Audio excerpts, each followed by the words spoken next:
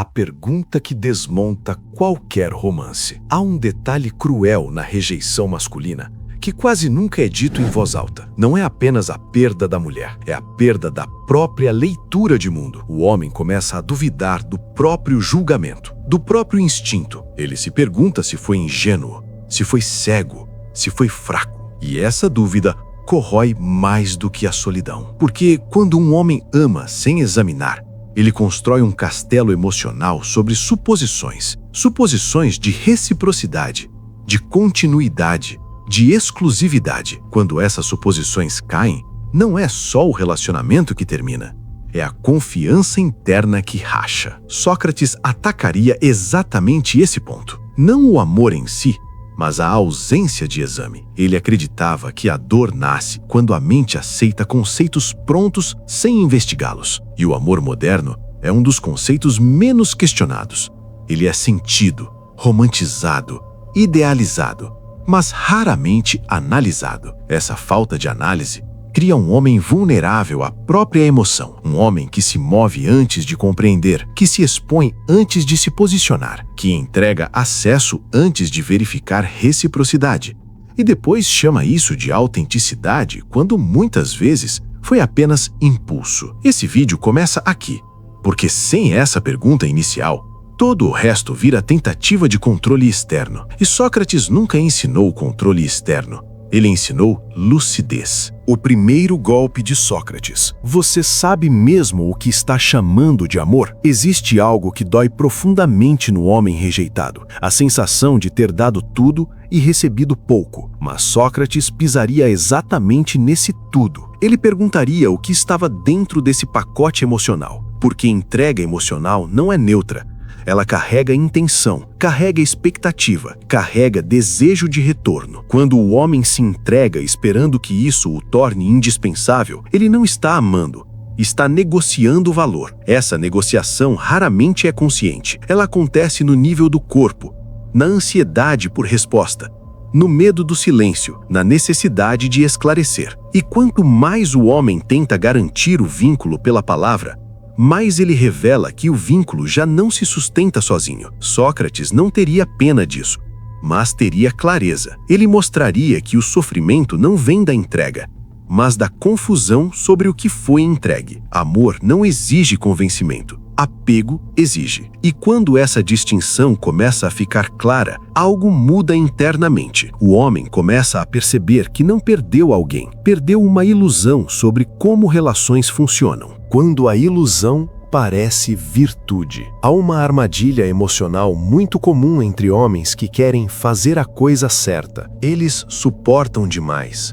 esperam demais, compreendem demais e chamam isso de caráter. Mas caráter não é aguentar tudo, é saber até onde ir sem se dissolver. Quando um homem aceita indefinições constantes, ele começa a se adaptar ao desequilíbrio. Ele se molda ao ritmo do outro. E essa adaptação contínua cria ressentimento silencioso. A psicologia feminina percebe isso de forma instintiva, não como julgamento moral, mas como leitura energética. Um homem sem fronteiras não transmite segurança, transmite confusão. E confusão não sustenta desejo. Sócrates diria que virtude sem razão é apenas hábito emocional, algo repetido sem reflexão. E tudo o que é repetido sem reflexão acaba se tornando prisão. Essa parte do vídeo é desconfortável, porque mostra que muitas boas intenções foram, na prática, autoabandono. A ignorância emocional que Sócrates não perdoaria. Existe uma arrogância emocional disfarçada de certeza. O homem acredita que entende a mulher porque conviveu, porque conversou, porque compartilhou intimidade. Mas convivência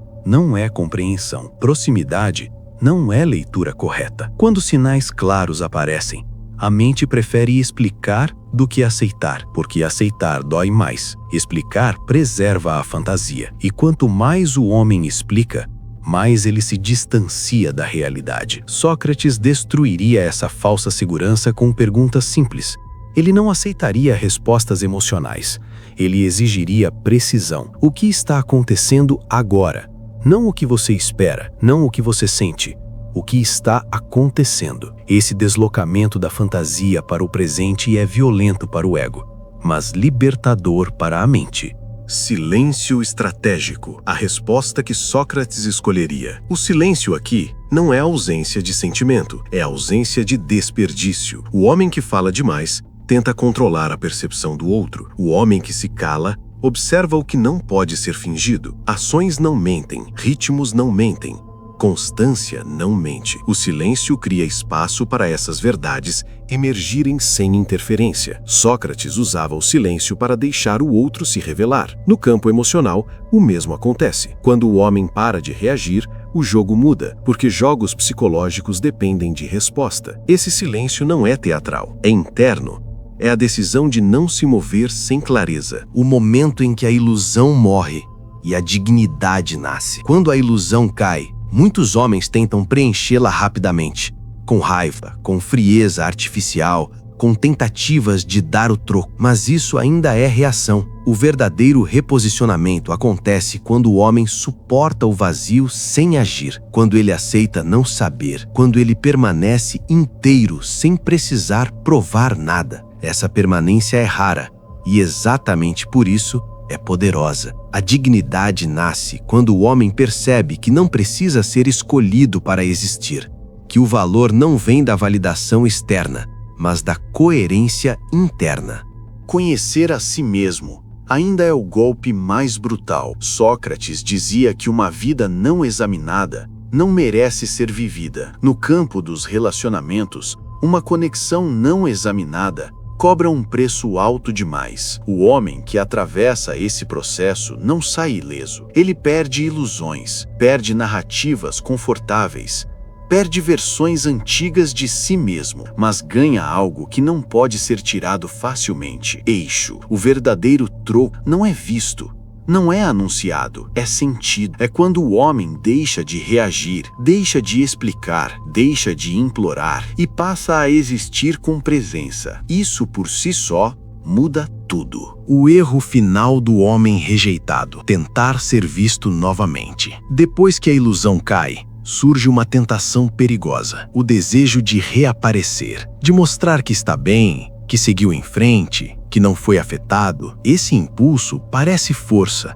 mas nasce da mesma ferida inicial, a necessidade de ser reconhecido. O homem rejeitado muitas vezes não quer a mulher de volta, quer a restauração da própria imagem dentro dela, quer corrigir a narrativa, quer deixar claro que não perdeu o valor, mas toda tentativa de ser visto mantém o eixo fora, mantém a dependência viva, ainda que disfarçada de maturidade. Sócrates veria nisso uma contradição interna. Quem realmente compreendeu não precisa anunciar mudança, não precisa exibir superação. A transformação verdadeira é silenciosa, porque não pede testemunha. Na psicologia feminina, a tentativa de reaparecer raramente gera respeito.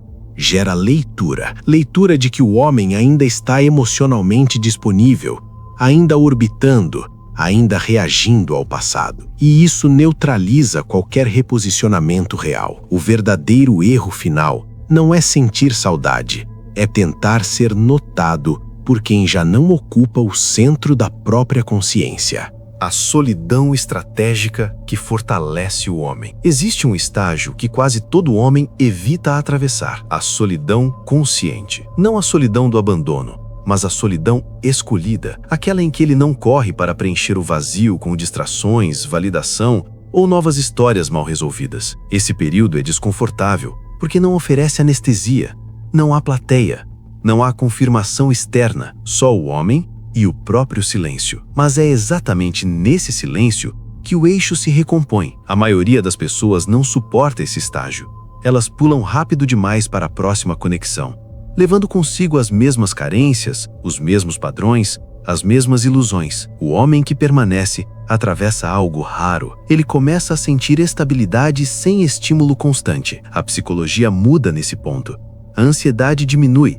A necessidade de explicar desaparece. A presença se torna mais densa, não porque ele se fechou, mas porque não precisa mais se justificar. Sócrates chamaria isso de fortalecimento da alma examinada. Não é isolamento, é alinhamento interno, e homens alinhados não disputam atenção, eles a atraem sem esforço. O poder que nasce quando não há mais nada a provar. No fim desse processo, algo essencial acontece. O homem percebe que não perdeu uma batalha. Ele saiu de um campo que nunca foi equilibrado. E essa percepção muda tudo. Ele não sente mais necessidade de dar o troco, porque entende que o maior golpe não é a reação, é a retirada definitiva da necessidade emocional. Não há revanche mais silenciosa do que a indiferença lúcida. Quando o homem não precisa ser validado, ele não se oferece em excesso, não explica, não disputa. Ele observa,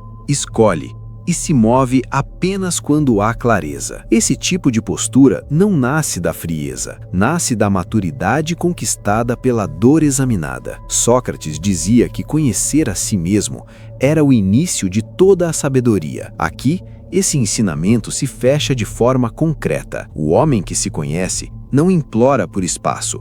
Ele ocupa o próprio lugar. O troco final não é percebido externamente, mas é sentido internamente como algo sólido, estável e irreversível. E quando um homem chega a esse ponto, ele não volta a ser o mesmo, porque não precisa mais ser.